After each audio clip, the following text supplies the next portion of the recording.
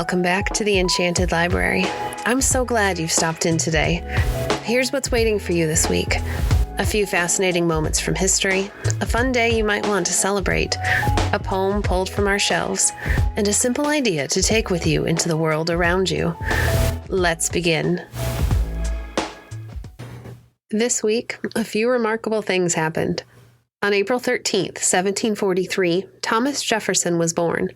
He would go on to help write the Declaration of Independence, but that's only part of his story. Jefferson had a deep love for learning. He collected books, studied languages, explored science, and designed buildings. He believed that knowledge mattered, and that people should always keep learning, no matter their age. He once wrote, "I cannot live without my books." It's a simple statement, but it tells you something about how he saw the world. Books weren't just something to pass the time. They were a way to understand, to grow, and to think. On April 15th, 1912, the Titanic sank after striking an iceberg in the North Atlantic.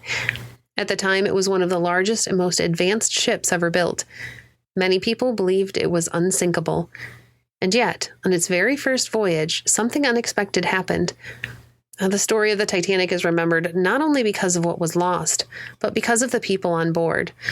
There were moments of fear, but also moments of courage. People helping one another, choices being made quickly, and acts of kindness in the middle of uncertainty. It's a reminder that even in difficult moments, people can choose how they respond. And on April 15th, 1452, Leonardo da Vinci was born. He is often remembered as a painter, but he was so much more than that. He studied the human body, designed machines ahead of his time, sketched ideas, and filled notebooks with questions about how the world worked. He paid attention to details that others might overlook. How light moves across a surface, how water flows, how things are built. He believed curiosity was important, that asking questions could lead to understanding. And in many ways, his work reminds us that learning doesn't have to stay in one place. It can move from art to science to observation. It's all connected. Now, this week also brings something worth celebrating. April 15th is World Art Day. It's a day set aside to recognize creativity in all its forms. Art doesn't have to be complicated. It can be as simple as drawing, building, shaping, or even just arranging things in a new way. It can also be something we notice rather than something we make. A pattern in nature, a design in a building, the way colors come together in a painting, or even in the sky at sunrise. Now, if you'd like to take part, you might create something small this week, or you might spend time really looking at something someone else has made. Sometimes noticing and observing is just as important as creating. Now, let's pull something off the shelf. Today's poem is Leisure by W.H. Davies. It's a poem that asks a simple question. What happens when we move through life too quickly to notice what's around us? What is this life if, full of care, we have no time to stand and stare? No time to stand beneath the boughs and stare as long as sheep or cows. No time to see when woods we pass, where squirrels hide their nuts in grass.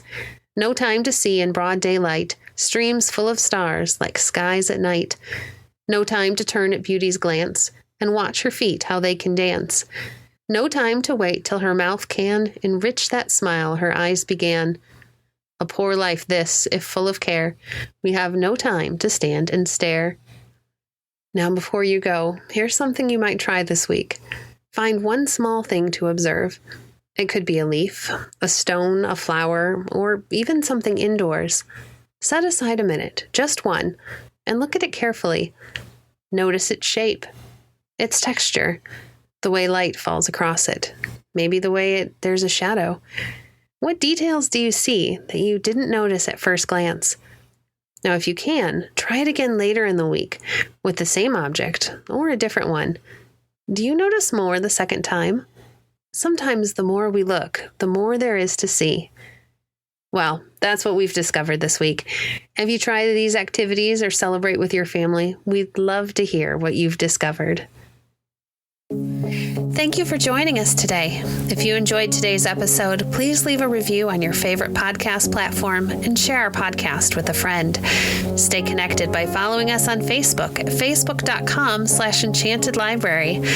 If you'd like to support the work we do, you can visit our Patreon page at www.patreon.com/Enchanted Library. We appreciate your support. Until next time, friends, happy reading.